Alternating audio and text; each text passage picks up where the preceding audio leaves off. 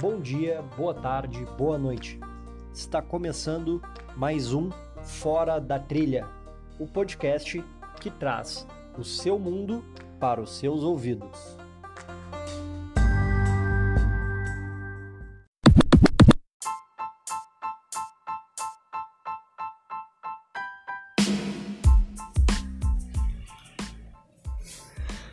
Ouvinte, se você tivesse a oportunidade de tirar 10 anos de férias, o que você faria?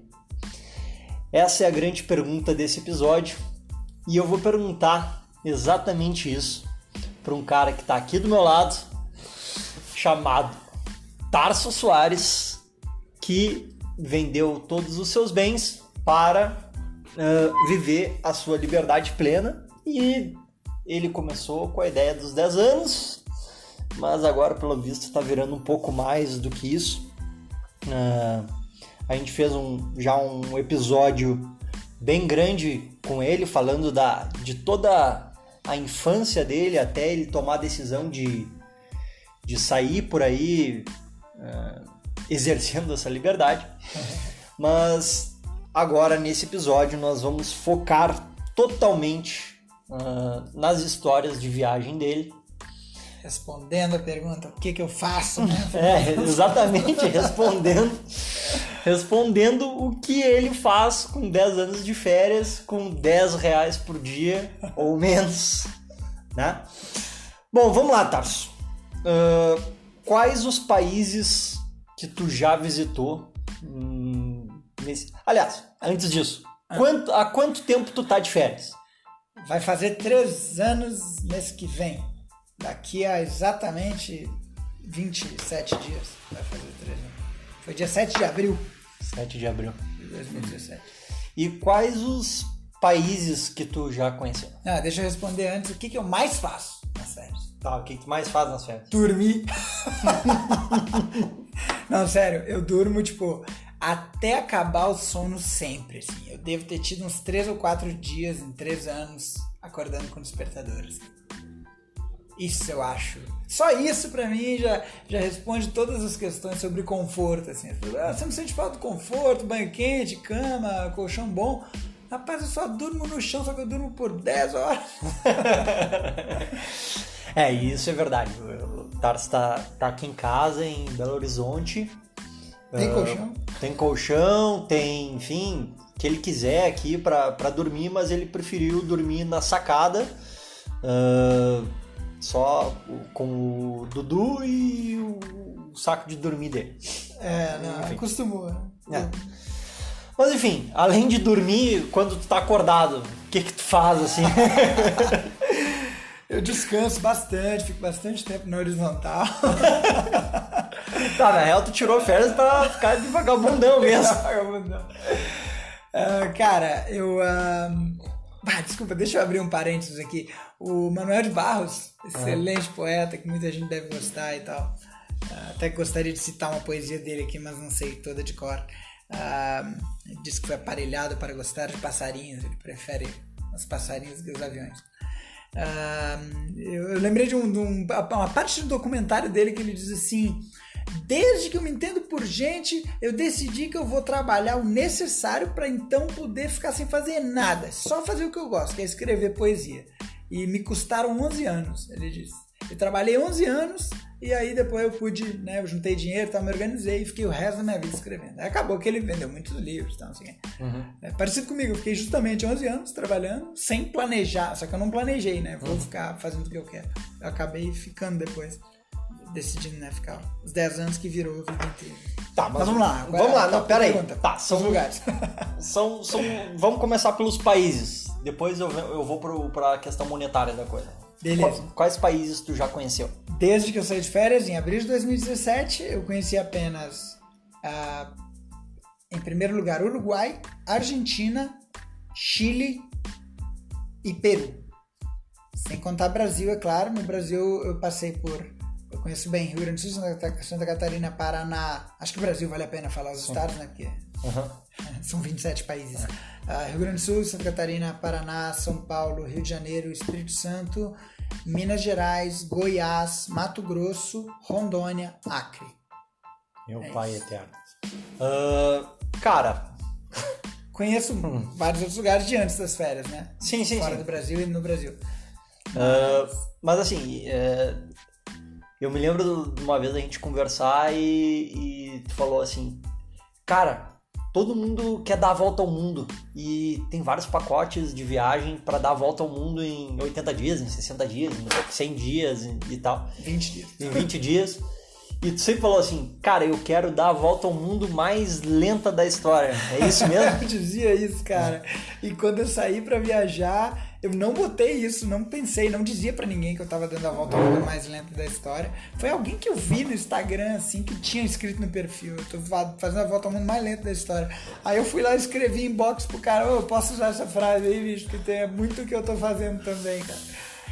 Nenhum dos dois sabe, né, qual que tá dando, qual que vai ficar mais tempo, assim, mas... Eu tenho uma felicidade. Eu sempre digo, cara, e eu acho que as pessoas têm que se perguntar isso realmente quando pensam em tempo ósseo. O que você prefere, ouvinte? Você prefere ficar uma semana no hotel mais luxuoso de Nova York, por exemplo? Ou você prefere ficar com praticamente o mesmo valor que você vai gastar 3 meses acampado numa praia na Tailândia? Acho que isso vale a pena pensar. É a minha resposta, obviamente. A minha também não dá nem graça. Só foi. Bom, enfim. Tu conheceu esses países, enfim. Principalmente aqui, América do Sul. E tu tem uma vontade muito grande de conhecer o Brasil, o litoral brasileiro. Então vamos de trás pra frente, assim. Qual que é esse papo, a tua próxima viagem agora? Sim. Eu vou dar continuidade, na verdade, à caminhada do Oiapoque ao Chuí. Eu sempre achei encantador. Porra, primeira vez que eu ouvi falar, nem me lembro quando foi. Eu falei, caramba, caminhar do Oiapoque ao Chuí, que loucura. Galera, eu nunca gostei de caminhar. Nunca foi minha praia. Sou lento pra caminhar. Eu vou na padaria, os idosos me ultrapassam. Mas ultimamente depois de estar com todo o tempo do mundo, isso deixa de ser uma questão, né? Eu não tenho pressa nenhuma. E eu comecei a caminhar do Oiapoque ao Chuí. Eu já conheço várias partes de bicicleta, outras de caiaque. As de bicicleta eu não contam. Bom, de carro eu conheço desde os 17 anos, né? Eu já fiz a BR-101 inteira. Mas aí tem pedaços que eu conheço de bicicleta e eu quero fazer a pé, porque é uma vivência completamente diferente, tá? Mas enfim, eu já caminhei mesmo. Não dá pra explicar, cara. São vários pedacinhos quebrados, assim. E aí o que eu faço hoje em dia é ir de carona até a Praia X, que até ali eu fui caminhando. Dali pra frente eu vou caminhando, depois eu pego carona, pulo esse pedaço que eu já fiz caminhando pra chegar na outra Praia X. Né? Até tu completar o litoral inteiro. Isso, eu tenho anotações, assim, online, inclusive, que eu não carrego papel, né? Mas eu tenho anotações no Instagram dos pontos exatos que eu... Tem até um trecho de 2 km no litoral norte do Espírito Santo que eu ainda não fiz. E eu sei exatamente que trecho é. Eu lembro da passarela que eu saí. Parece neurose até, né? Mas é só porque eu quero viver essa aventura, assim, de conhecer cada praia. O que eu tô indo fazer agora, amanhã eu saio de Belo Horizonte em direção ao litoral norte do Espírito Santo, fico um tempo lá com meu pai, de lá eu vou de carona até Vitória, no Espírito Santo, e começo a caminhar em direção ao sul, na prática em Vila Velha, Espírito Santo, até Bertioga, São Paulo. Quando eu chegar lá, já emendou, enfim, dá 1.000 quilômetros, uns 4 meses de caminhada talvez. Tá, e nesses, assim, tu encontrou alguma dificuldade fora do Brasil? Porque, assim, aqui no Brasil a língua não é uma dificuldade, né? Enfim, e vamos lá, tu conhece pessoas ou consegue te conectar a pessoas facilmente. Muito mais. Né? Então, tu poderia, inclusive, qualquer tipo de perrengue, tu teria como chegar em alguém, em algum estado para ficar numa casa, por exemplo, sei lá. E nesses outros países, assim, teve alguma dificuldade, alguma coisa assim, ou foi super... Não, porque eu carrego tudo que eu preciso na mochila. Acho que a resposta mais curta seria essa, tipo, eu não posso sair pra um lugar que eu sei que eu não conheço ninguém, dependendo unicamente da minha simpatia e habilidade social de conseguir um lugar para acampar, por exemplo, ou um prato de comida. Eu tenho tudo que eu preciso na mochila, incluindo né, os R$10 por dia que eu sei que eu consigo viver com isso, e que é o menos importante, mas a questão é a barraca, o saco de dormir, o isolante térmico, as roupas de frio, caso eu esteja em um lugar frio. Não, mas vamos nessa parte monetária aí. Por que R$10 por dia e não 15? Tu já fugiu do assunto dos lugares que eu fui. Não, mas é que essa parte monetária pô, prazer falar. Além de ser curiosa, né? Ser R$10 e não 15 ou 20 ou 100 ou 5, não sei. Além de ser curiosa, ela é uma coisa assim que parece impossível, mas eu sou testemunha ocular e já vivi isso e é extremamente fácil, mas enfim. Disserte sobre R$10 por dia. R$2,50 o quilo. Em resumo, seria se você comprar uma coisa com os R$2,50 o quilo, com R$10 você compra 4 quilos, concorda? Sim. Ou seja, nem precisa. Você pode comprar uma coisa de R$13,50 o quilo, aí vai dar 2,8 kg com R$10. Já basta para um dia, concorda? E já deixa a galera pensar, assim, porque eu acho que isso já, é mesmo, né?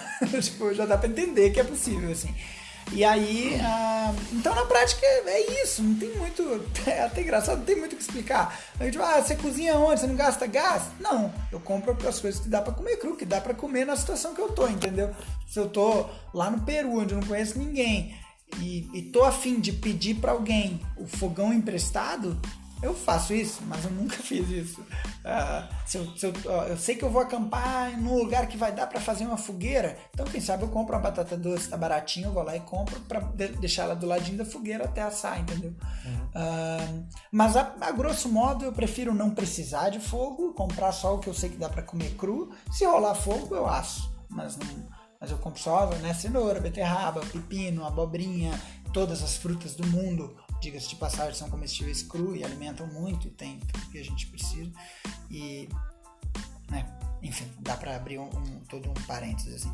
Mas R$10 por dia são isso, comprar coisas que custem menos de R$2,50 o quilo e não comprar nada industrializado. Tem coisas, farinha de trigo, arroz branco, comprado em grande quantidade, pode vir a custar menos de R$2,50 o quilo, mas eu não compro. Porque eu não acredito que alimente. Tá? Não, mas isso foi uma construção tua ao longo do tempo, porque eu me lembro que a gente foi viajar e tu comprou a polentinha lá, que era R$1 o quilo, uma coisa assim, e tu falou, cara, olha aqui, eu tô com esse negócio e se eu fizer uma fogueira e fizer esse negócio, eu tenho alimento por não sei quanto tempo e não sei o que. Polentinha qual é o nome daquilo? A quirera? É milho moído, galera. Milho duro, moído. É muito comum em alguns lugares do Brasil, acho que fazem cuscuz com isso e tal. Aquilo ali é realmente muito barato. Você compra por R$1, R$2 o quilo, assim, e dura, né? Dá pra enxertar a comida bastante. Então você cozinha 2 cenouras, pica no meio do monte daquilo ali, você fica de barriga cheia e tem os nutrientes da cenoura. Não se iluda com o milho, mas a cenoura alimenta. Então, eu não diria que eu não faria isso de novo. Tipo, via de regra não faço, entendeu? Mas se eu tô viajando contigo de novo e tu tem panela, porque eu não tenho panela, né? Tô viajando com um amigo que tem panela, ele tá a fim de fazer um fogo. Geralmente quando você tá com alguém, o fogo é uma coisa legal de fazer de noite e tal. Aí, exceções são abertas. várias vezes. Cara, e só pra continuar nesse assunto da carne, a gente volta pras viagens, né? Mas porque enveredou pra esse lado. Carne. Come, não come, virou... Não, nem carne, nem industrializada. A minha irmã é vegetariana ela é 7 anos mais nova que eu, ela deve ter virado vegetariana ali com 14, ou seja, eu tinha 20, 21, tava na faculdade, abominava a ideia de ser vegetariano. Não abominava, mas enfim, não achava simpática a ideia de ser vegetariano. E... o que quer dizer... Tá. O meu lance era com farinha, desde aquela época, assim. Eu já li o livro Barriga de Trigo. William Davis. Isso, eu li Sugar Blues, que é a depressão causada pelo açúcar, que abomina o açúcar. Bom, tem o que abomina o açúcar, tem o que abomina a farinha, tem o que abomina o trigo, tem o que abomina a carne, tem o que abomina o produto, a proteína animal. Tem de tudo, assim, né? Mas não tem o que abomina legume. Não tem, eu criei, eu nunca vi o termo, eu que inventei, sei lá, que escrevi assim, nunca vi escrito em outro lugar o termo sem contraindicação. Alimento sem contraindicação. Existe remédio sem contraindicação, não sei o que sem contraindicação. Agora, alimento sem contraindicação, eu acho uma coisa que deveria ser mais usada, assim, sabe? Tipo, por exemplo, uma banana orgânica que cresceu no seu quintal e você colheu aquilo ali, cara, é sem contraindicação, né? Tipo, tá, vai, o agrotóxico do vizinho lá de quilômetros de distância pode ter entrado no lençol fluvial, mas aí... mas entendeu, aí, né? Sim. Tipo, enfim, o trigo foi a primeira coisa a sair as farinhas foram a primeira coisa eu criar consciência a respeito e tentar evitar. Então, eu até digo que eu não sou gordo porque desde sempre eu evito farinha. Eu fico sedentário, eu continuo evitando farinha, então eu não fico mal de saúde, eu como comida de verdade, assim, sabe? O termo é bem conhecido, comer comida de verdade. A questão da carne foi um experimento, eu li a respeito, vi um documentário ou dois e tal, mas por que não tentar, né, cara? E vem na mesma lógica de por que não tirar um ano de férias ou 2. Pô, a vida é tão longa, a gente vai viver tanta coisa, tem a oportunidade de viver várias vidas, de pintar o quadro da vida de várias cores, e a gente acaba vivendo uma única vida, trabalhando num único lugar, vivendo num único país, tendo uma única esposa, ou marido, enfim, e eu sempre gostei da ideia de variar, assim, de experimentar coisas novas. Experimentei vegetarianismo. Meu primeiro Ironman, por exemplo, eu fiz comendo basicamente carne de canguru na Austrália, legumes e carne de canguru, e até comia pão integral, tá vendo? Que é farinha, né? E hoje em dia, e aí o meu último Ironman, que foi mais rápido e tal, eu fiz vegano, assim, sem botar carne na boca, nem ovo, nem leite e tal. Experiências. Hoje em dia vem muito a calhar, quem já viajou por longos períodos sabe disso, é que viajando, se você come uma carne estragada, você pode parar no hospital, você pode, se não tiver o hospital por perto, pode virar óbito por causa de uma infecção intestinal. Comendo só legume, cara, experimenta pegar uma banana do lixo preta, tipo, come ela, você vai ter um piriri no dia seguinte, entendeu? Então, vem a calhar e economiza muito, né? Carne é caríssimo, qualquer produto de origem animal, leite, queijo, estraga rápido, é caro e tem um monte de contraindicação. E tu também já fez, nessa lógica de experiências, assim, né? A gente conversa muito sobre isso e tu já fez várias experiências de vários tipos, né? Enfim, inclusive com jejum, né? Como é que foi essa parte de jejum? Sim, eu já fiquei 96 horas sem consumir nada além de água, nem chimarrão, nem café. Eu só variava a temperatura da água. Água quente, água morna, água gelada, água fria. 96 horas, dá 4 dias, direitinho. Assim. Inclusive na 95ª hora, quando eu vi que faltava 1 hora, eu saí pra correr. Correr, fazer barra, apoio de solo, testar, assim, dei 2 tiros de 1 quilômetro bem forte, só pra ter certeza que eu tava bem e que da próxima vez eu ia tentar fazer 5 dias, não 4, e que eu já tinha essa confiança, né? Eu terminei de 4 dias treinando e deu assim, legal. Então a questão de jejum começou com uma coisa que tá super na moda, que é o jejum intermitente, mas há muitos anos atrás. Eu ainda trabalhava, eu comecei a experimentar, não tomar café da manhã, era prático, eu trabalhava cedo, enfim. Comecei a me adaptar bem, depois... E depois que tu tirou férias, tu começou o jejum interminável. Pior que existe, cara. Ajudou a saber a respeito de gente... Tem gente que diz que não come há 20 anos, aí tá, tudo bem. Você não consegue provar isso, nem grudando uma câmera na testa da pessoa. Mas, pô, se tem gente que diz isso, realmente deve ter gente que come muito pouco. Tem pessoas que são frugívoras. E, pô, e tem gente que acha que não pode ficar um dia sem tomar café da manhã, almoço e jantar. Pô, destoa muito, sabe, as crenças das pessoas. Por que não experimentar, né, cara? Vou ver o que dá, como é que eu... Não sou louco, galera. Não faço jejum sem ter uma maçã por perto, entendeu? Qualquer coisa eu recuo, assim, tipo... Entendeu? Bom, mas vamos pra parte das viagens, que é bacana, né? São experiências legais. Desculpa, só mais uma coisa que eu acho interessante sobre jejum. Sempre perguntam por quê. afinal. Tipo, o jejum remete a sofrimento. Tipo, é uma coisa que, sei lá, Jesus fez na Bíblia como sacrifício, assim, e não é... Jejum pra mim, galera, é autossuficiência. É poder ir pra uma trilha de 2 dias e não precisar levar 6 refeições. É fazer uma trilha de 7 dias e não precisar levar 21 refeições. É fazer uma trilha de 3 dias e saber que se eu me perder, eu ainda consigo me virar, pedir socorro, sobreviver sem comer nenhuma plantinha por mais 2, 3, 4 dias, entendeu? É uma autossuficiência, bem... Isso. E um conforto pra ti, porque, enfim, tu carrega menos e quanto menos tu carregar, melhor pra ti. Isso vale... E tu já carrega bastante peso na tua mochila. Isso, então... e isso vale pro cidadão comum na cidade também.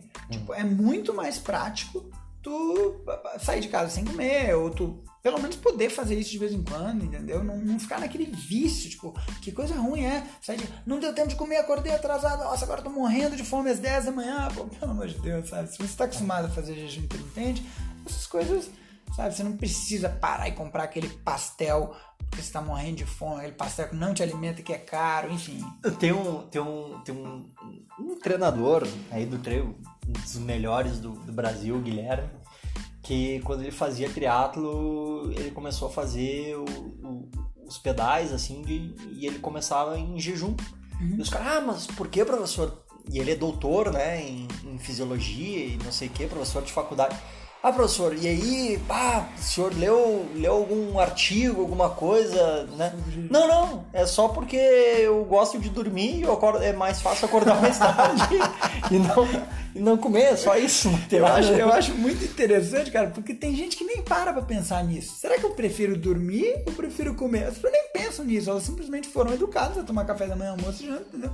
Tipo, cara, enfim, não é um negócio, não é diferente de ficar discutindo coisas cientificamente comprovadas. Não é o caso do café da manhã.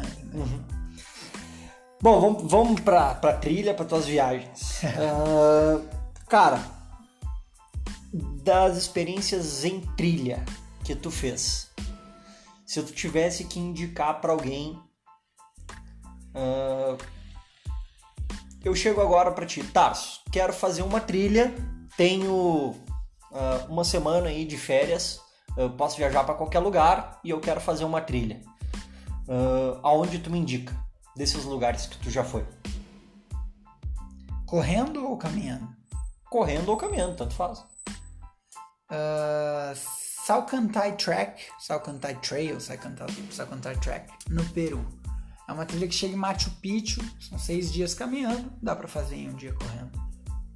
Mas a altitude, né? Isso, passa por 3.800, se eu não me engano, de altitude. Já é 900 metros a mais do que o ponto mais alto. Já dá uma desmaiada no Batista, tá louco? Se tu quer algo mais leve... Bom, enfim, eu citaria 3, na verdade. Tu pediu um, mas eu citaria bem... Ao mesmo tempo, 3. Salcantay Track no Peru, que eu falei.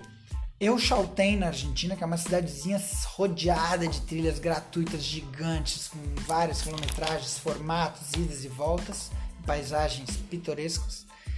E Paraty, no Rio de Janeiro. A trilha entre Paraty e Trindade, ou entre Trindade e Paraty, como queira, passa por, se eu não me engano, são 23 praias, que só se chega a pé, não se chega nem de bicicleta, é só a pé, ou de barco, é claro. Paradisíaco, sensacional. Fiz a caminhada com um amigo em 6 dias e lá no 6º dia eu pensei, opa, dá pra fazer em um dia correndo.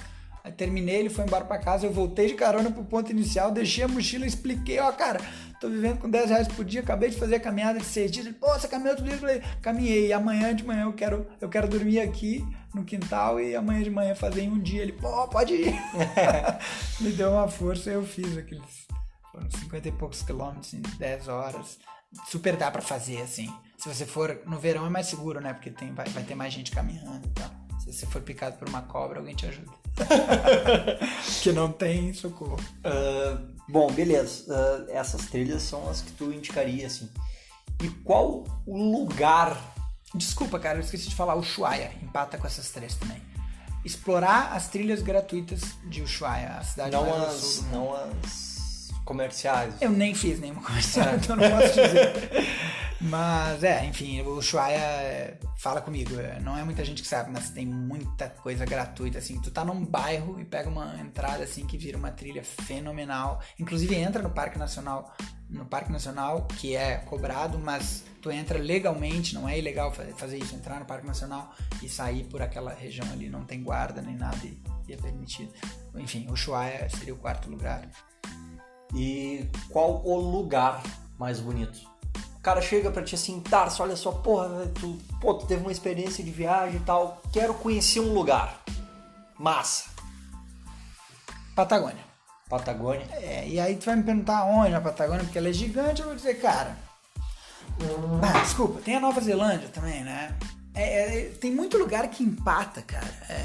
É difícil. Mas vamos lá, eu diria Patagônia pelo seu tamanho, Cordilheira dos Andes na Patagônia, toda a sua amplitude e possibilidades de coisas diferentes, de lagos e rios e tal.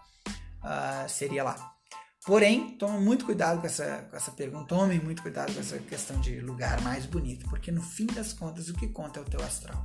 Não adianta estar num lugar mais lindo onde você sonhou estar e chega lá e tá baixo astral, tipo, não é... Você tem que querer estar ali, entendeu? E outra coisa interessante é que não existe lugar feio na natureza. Não sei se você já reparou, assim. Você pode achar feio. Essa coisa de feio e bonito é muito relativa. Também é subjetivo, né? Mas vamos lá, cara. O deserto do Atacama tem sua beleza, é inegável. O deserto do Saara tem sua beleza, é inegável. O oceano por si só tem sua beleza, é inegável. Não interessa a cor e tal. O que a gente acha feio geralmente é uma lagoa poluída, um rio correndo esgoto, uma cidade fedendo, correndo esgoto pela parede, né? Tá, e conta, pelo menos eu sei desse perrengue, se tu tiver um pior, conta também, aquele perrengue que tu teve numa montanha, não me lembro aonde, que tu começou a passar frio, não sei o que tu disse que foi a primeira vez que tu achou que ia morrer, não sei o que. Não foi, na verdade, numa montanha, cara, foi no... Tu vê, olha que piada.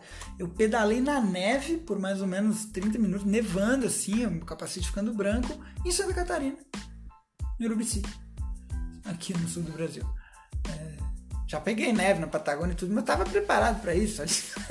Ali em Santa Catarina foi muita coincidência assim, naquele dia. E eu passei o maior perrengue da minha vida, da minha viagem, tudo. Um vigia achou que eu era ladrão, sei lá o que, me ameaçou, sei lá, gritou comigo e eu não ouvi o que ele falou e a gente gritou e ele atirou pro lado. Enfim, é uma história muito particular, assim, muito louca, que eu já contei várias vezes e ela é muito engraçada no final. E eu passei por esse perrengue, no outro dia eu não quis nem saber, eu pedalei muito pra chegar na casa de um amigo. Fiquei 3 dias lá e aí essa história da neve foi no dia seguinte, quando eu saí da casa do amigo. Ou seja, foi a noite seguinte ao maior perrengue da minha vida. E eu, a próxima noite que eu precisava arrumar um lugar pra dormir, não sabia onde, tava pedalando, ia chegar no topo da serra, ia chegar num lugar chamado Vacas Gordas, um bairro de Urubici. E eu não sabia o que eu ia fazer. Eu ia dormir no ponto de ônibus, mas não ia dormir ao relento, naquele frio absurdo. E nem no ponto de ônibus, obviamente, me agradava. Dormir nem na barraca, não ia aguentar, assim, era muito frio. E aí eu pedi pra dormir na casa do agricultor, consegui sair de lá e na noite seguinte foi o mesmo terror. Caramba, onde é que eu vou dormir? E aí eu quase congelei dormindo num CTG, numa área coberta, mas no cimento. A minha barraca e tal, isolante térmico, só que o isolante térmico não era bom. E ali foi a única vez que eu achei que eu estava correndo um certo risco de vida, assim, porque o frio vinha dos dedos dos pés e chegava no tornozelo e dava aquela sensação de, ai caramba, será que eu tô sentindo minha panturrilha? E aí o joelho já estava muito gelado e eu, caramba, será que se chegar... Nunca tinha passado tanto frio, eu tava na dúvida, será que se chegasse no abdômen ali ia parar tudo, algum órgão e eu ia morrer dormindo, entendeu? Foi a única vez, assim. Engraçado, só mais um comentário. Quem me deixou dormir no CTG e tal foi um cara que dias depois eu fiquei sabendo que era ex-presidiário, que é o maior ladrão da cidade. E ele super me ajudou, assim, abriu um cadeado lá que tava entreaberto, deixou eu dormir no lugar, me ofereceu café quentinho de noite e de dia quando eu acordei. Deixei minha comida na casa dele pra ele comer, ele não comeu, ele, a mulher e o filho. Que loucura aquela história. Ô, cara, e as trilhas mais marcantes pra ti aqui no Brasil, assim? Pelo que a gente conversou, era Caparaó, Pico da Bandeira, O que tu me diz? Isso, eu falei em Paraty, né? Tu falou a melhor trilha do mundo, eu citei 4. Putz, é verdade, esqueci do Caparaó. Fico na dúvida. É tanto lugar legal, né, cara? Poxa vida. Eu fiquei 23 dias acampado no Terreirão, que quem já foi no Caparaó provavelmente ouviu falar no Terreirão. É o principal acampamento dos turistas lá e, claro, não posso acampar em qualquer lugar, tá no Parque Nacional. Então eu acampei no Terreirão, fiquei 23 dias lá, descia a cada 3, 4 dias na cidadezinha, era uma corrida de 20 km de volta para ver meu cachorrinho, subia ao Pico da Bandeira, se eu não me engano foram 11 vezes nesses 23 dias, acompanhando pessoas e tal, fiz travessias do parque correndo e tal, e cara, é um parque... Não foi nesse daí que tu teve um desses picos aí, um negócio que tu subiu pelado, um troço assim? Não foi nesse daí? Sim, foi exatamente. Tá louco, não era teu aniversário, um troço assim? Não me lembro, mas... Me lembro de ter visto uma postagem, algo assim, que subiu pelado lá. No meu aniversário, não me lembro. Teria que olhar meu Instagram, cara. Minha vida é tão... Eu costumo dizer que minha vida são vários finais de semana grudados um no outro, assim, né? Final de semana eterno. Um final de semana eterno. Então, imagina... Se eu te perguntar o que tu fez há 10 finais de semana atrás, tu não vai lembrar. Não sei. Que cinema tu foi, ou que passeio tu fez, ou corrida tu fez, entendeu? E é o mesmo caso, eu teria que olhar no Instagram, assim. Mas o que eu fiz, sim, é fazer trilhas correndo nu, com a sunga enrolada a sunga de banho enrolada no pulso, eu faço muito isso. Porque aí a qualquer momento, né, se alguém chegar, eu só me abaixo, peço desculpa, eu tô nu e ponho a sunga. Nunca aconteceu, assim, mas tô preparado pra isso se acontecer. Já aconteceu, cara, de me ultrapassarem de carro, eu caminhando nu na praia, no litoral paulista, e um carro passou, só que o vento tava contra, o carro veio de trás, eu não ouvi ele. E ele me ultrapassou e eu completamente nu, assim. E o carro passou e só me olhou e eu só tapei com a mão assim, dei um sorriso, enfim. Pô, cara, e qual é a história que tu fez uma trilha de 6 dias? Foi a trilha lá no Peru, Salcantay Track, essa que eu citei. Ela que passa a 3.800 metros de altitude e tal. Enfim, essa é bem popular até, eu acho. Talvez uma das trilhas mais turísticas do mundo, assim. Só que o povo geralmente paga um guia pra fazer. Eu perguntei se era ilegal. A pergunta não é dá pra fazer sem guia, vão te dizer que não dá. Uhum. É ilegal fazer sem guia? Ou tentar fazer sem guia? Eles disseram que não. Aí eu fui e fiz e foi sensacional. Chegar em Machu Picchu caminhando depois de 6 dias, ver Machu Picchu lá de cima, sensacional. E a Machu Picchu tu chegou aí também? Não, tem um povoado embaixo que se chama Águas Calientes e tu paga R$152, dava 100 e poucos soles na época, pra subir lá em cima. A verdade é que eu perco o interesse por pagar, pra ir a lugares que pagam, porque eu sei que lá eu vou ser um boi numa boiada, entendeu? Tá todo mundo com aquele comportamento padrão turístico, assim, tentando pegar a melhor foto, esperando as pessoas saírem da frente da foto. Não é o tipo de experiência que eu busco, assim. E eu já tinha visto de telescópio da casa de um nativo 2 dias antes, entendeu? Na verdade, tu é um cara que se preocupa... não vou dizer nada, mas tu te preocupa muito pouco com a foto ou com o registro que tu vai fazer disso. O teu registro ele é mais experiencial pra ti, né? Isso. Exatamente. Eu sou encantado por essa coisa de ter histórias pra contar. Eu acho muito legal, assim, a pessoa, tem uma história em cada lugar do mundo, assim, sabe?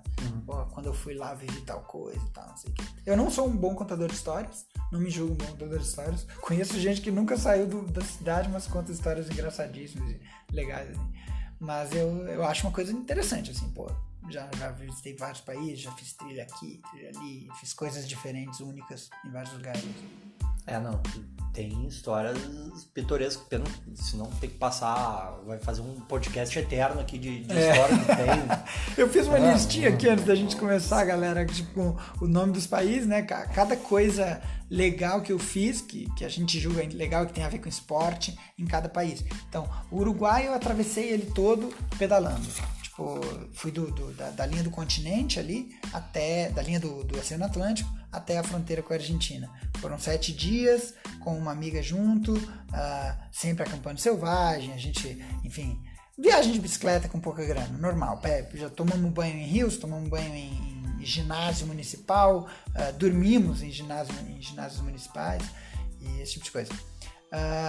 Na Argentina, aí eu explorei muito a Patagônia Argentina, corri muito em El Chaltén, corri muito peguei uma nevasca braba num pico alto em El Calafate, na região do Perito Moreno, ali da Glacial. No Ushuaia eu também fiquei 23 dias, corri mais de 50 km por lá e tal. Fui ao Parque Nacional Perito Moreno, fiz um circuito lá, uma corrida de 25 km aproximadamente. El Bolson também corri alguns quilômetros, fiz algumas corridas de montanha. Mas assim, tu não tem padrão, né, nesse negócio. Tu fala, fui correr e tal, blá, blá, blá. Mas tu não treina, né? Não. Tu não tem padrão de treino, tu não te prepara especificamente para nada, para continuar viajando. Não. Só vai vivendo a vida e na verdade, a tua infância e teu histórico esportivo pregresso te dão condição e física e vontade de fazer essas coisas, né? E até de boa com isso, tu vai lá, faz no tempo que for para fazer, caminha se tiver que caminhar, corre se tiver que... Mas tu não, sem... Cara, acho que é bem atleta padrão, assim, cria uns desafios durante os, né? Vou fazer isso aqui, vou tentar ir correndo. Lá no meio você pensa, não, vou tentar trotar na subida e correr no plano e descer com agilidade, sei lá, enfim. Continuo com essa coisa meio competitiva, assim, meio que me puxar. Mas a grosso modo só faço quando tô com vontade mesmo, assim. Já fiquei em lugares paradisíacos, ótimos de correr e fiquei dormindo na rede. Assim, né? E me permito fazer isso, passar um dia de sol no celular e um dia de chuva correndo, por exemplo. Faço o que der vontade, assim. Mas assim, bom, beleza, e tá tudo certo porque a tua experiência, no fim das contas, a tua vida é uma experiência de liberdade. Se tu não tá afim, tu não faz, tu tá afim, tu faz. Em resumo, assim, se for bem grosso na história, é isso, né? Desde que eu fiquei de férias, eu ganhei 2 inscrições pra prova. Uma para uma prova de 50 km da UT, o organizador, meu amigo, me ofereceu, me presenteou.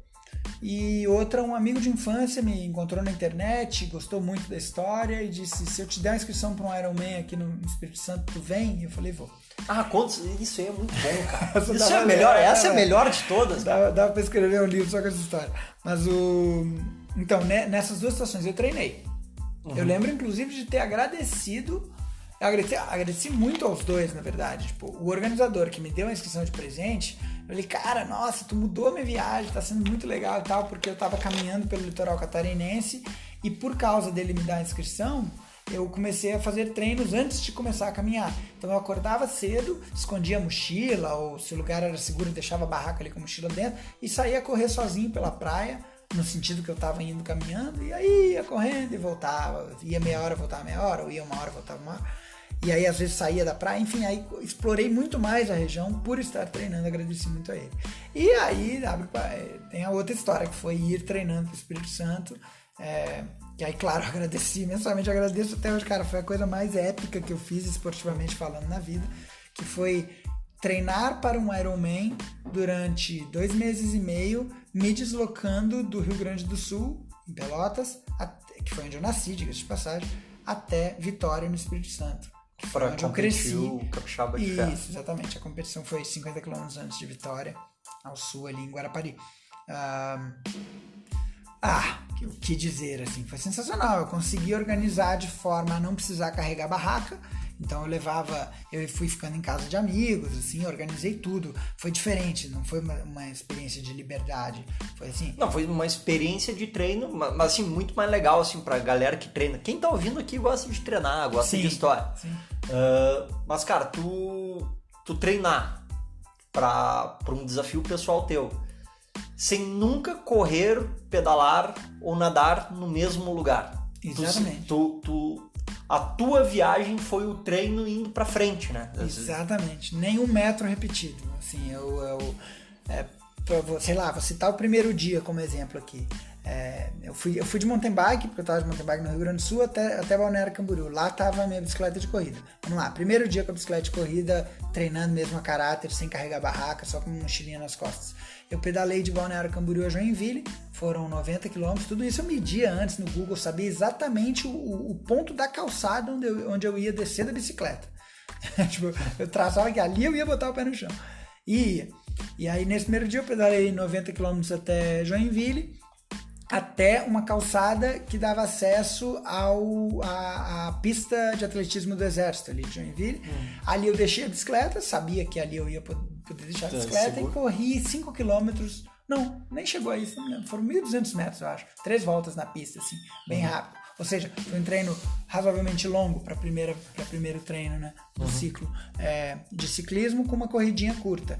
E aí, durante essa corridinha curta, o meu amigo, que ia me receber em Joinville, já chegou, já correu comigo, já bateu umas fotos e tal.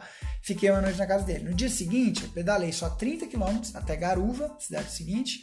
Deixei a bicicleta na garagem do meu amigo, tô aqui lembrando, foi na garagem do meu amigo, e corri acho que 16 km, ou 11, não me lembro ao certo, mas corri por Garuva, então conheci Garuva inteiro, até tive que passar mais de uma vez no mesmo lugar, eu acho, em Garuva. Aí no dia seguinte fiz um longo pedal até Curitiba, subindo a serra, né? Cheguei em Curitiba, dei uma corrida curta e assim foi, entendeu? E aí, sempre indo, treinando. Sempre treinando, respeitando os dias de descanso, acima de tudo era a planilha. Aí depois que a planilha estava montada, eu sou professor de educação física, sei montar planilhas, né? Foi meu primeiro Iron também, e montei a planilha em primeiro lugar e depois vi onde eu tinha gente para dormir, lugar para dormir, e aí tive que fazer algumas adaptações, alguns zigue-zagues, alguma coisa tipo de, sei lá, fui ao litoral de São Paulo, que não precisaria ir, mas fui, depois voltei, porque lá eu tinha amigos que poderiam me receber e esse tipo de coisa, assim. Mas foi realmente épico.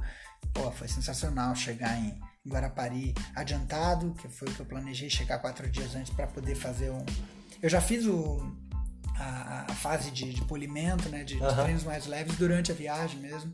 Tipo, as últimas, não me lembro, os últimos 7, 8 dias, se foram de pedaladas mais leves, girando, trotezinho e tal. Cheguei em Guarapari já pronto para competir, só descansei, dei uma trotada, uma nadada leve. Nos últimos 3 dias eu ia competir. Mas isso realmente é uma história e uma experiência. Cara, são pouquíssimas pessoas no mundo que podem já ter feito isso alguma vez na vida, né? Exatamente. Eu já tinha ouvido falar de alguma coisa no sentido de... Não sei se tu sabe da criação da marca City Summit. Sabe aquela marca de roupa? Sim. Summit. O cara é do mar ao topo, né? A tradução. E aí eu acho que o cara saiu do mar e foi até o topo do Everest. Nesse estilo, assim, sabe? Teve um cara agora que saiu não sei da onde, da Noruega, subiu, escalou o Everest e voltou. Foi pedalando, escalou o Everest e voltou. Voltou pedalando. Seres humanos são incríveis, cara. E a gente fica assim, ó, ninguém nem ouve falar da gente. E assim que é bom, nada de ficar. Cara, assim, tua última mensagem, assim, porque a gente já gravou aí quase 2 horas de papo. Como passa rápido, meu Deus do céu. Cara, a galera vai lavar muita louça ouvindo. Cara, tua última mensagem, assim, ou o que tu quer falar, sei lá, ou o que tu viveu, o que tu acha que as pessoas poderiam viver, sei lá, a mensagem, as filosofias, enfim. Rapaz, eu fico bem perdido, bicho. Eu não sei se eu me sinto nem na posição de dar conselho, ou também não sei se eu apenas me retenho na minha posição de contar a minha experiência. Eu não sei como a minha viagem, o meu estilo de vida inspira as pessoas. Eu recebo muito, nossa, você é meu ídolo, nossa, isso é coisa de internet também, mas recebo muitas coisas de obrigado por me inspirar. Eu não sei exatamente como inspira, mas eu espero que inspire da melhor forma possível, que isso seja para você uma amostra de que tudo é possível, de que a vida é um presente, uma coisa muito boa que você pode desfrutar, e realmente o planeta é muito lindo e cheio de coisas para você explorar, que as possibilidades são imensas, talvez infinitas, que sirva de inspiração, talvez no sentido econômico também. Se eu tenho um cara que vive saudável, fazendo Ironman por aí com 10 e provas de ultramaratona com R$10 por dia, sem precisar de whey protein, e eu tô mal de grana, então endividado, que isso sirva de inspiração também. Talvez na hora de fazer uma compra desnecessária, parar para pensar, eu preciso disso? Que idiota que eu sou se eu preciso comprar uma coisa tão supérflua, né? E aí não compre, se esse seja o seu caso, né? Se esse for o seu caso, né? Acho que é mais ou menos por aí. Qual é aquela frase que tu sempre diz para mim? O verdadeiro? Tem que dizer o autor antes, Henry David Thoreau. A verdadeira riqueza de uma pessoa é medida pela quantidade de coisas que ela não precisa. Eu quis botar isso em teste. E o Tasso leva isso no nível acima do normal e realmente é um cara que vive com muito pouco ou nada, e mesmo que tu ofereça, ele faz questão de viver com aquilo que ele tem, né? E... Nem sempre. Mas às vezes me oferece, vamos no cinema, vamos no cinema. Mas daí tu exerce a liberdade de tá afim, tá afim, não tá afim. Mas assim, pessoal, quem tiver oportunidade, olhem ali o Instagram do Tarso, @10 anos de férias, sigam ele lá, e se vocês tiverem a oportunidade dele estar passando pela cidade de vocês, ou vocês passando por algum lugar que ele possa estar perto, cara, convidem ele pra tomar uma água e comer um abacate, porque ele não bebe também. Me visitem, gente, me visitem. Eu visito muita gente, minha vida é visitar um monte de gente e tal, a galera fica aqui em casa e tal, mas vem me visitar também, bora fazer um piquenique, bora fazer uma caminhada, na verdade. Fazer uma caminhada, um negócio. Que vocês vão gostar do papo. É um cara excelente, uma das melhores pessoas que eu conheço aí no mundo, um irmãozão meu, e enfim, espero que vocês tenham gostado desse bate-papo.